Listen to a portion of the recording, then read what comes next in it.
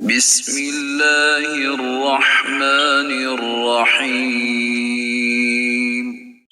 اور بے شک ہمارے فرستادہ فرشتے ابراہیم علیہ السلام کے پاس خوشخبری لے کر آئے۔ انہوں نے سلام کہا۔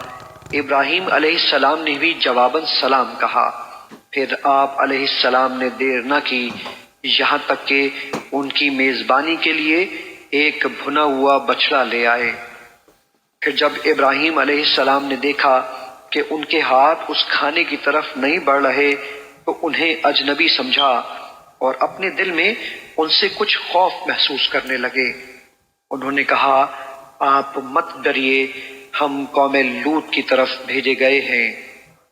اور ان کی اہلیہ سارہ پاس ہی کھڑی تھیں تو وہ ہنس پڑی، سو ہم نے ان کی زوجہ کو اسحاق علیہ السلام کی اور اسحاق علیہ السلام کے بعد یعقوب علیہ السلام کی بشارت دی۔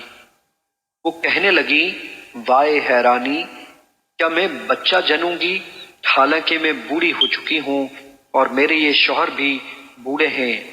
بے شک یہ تو بڑی عجیب چیز ہے۔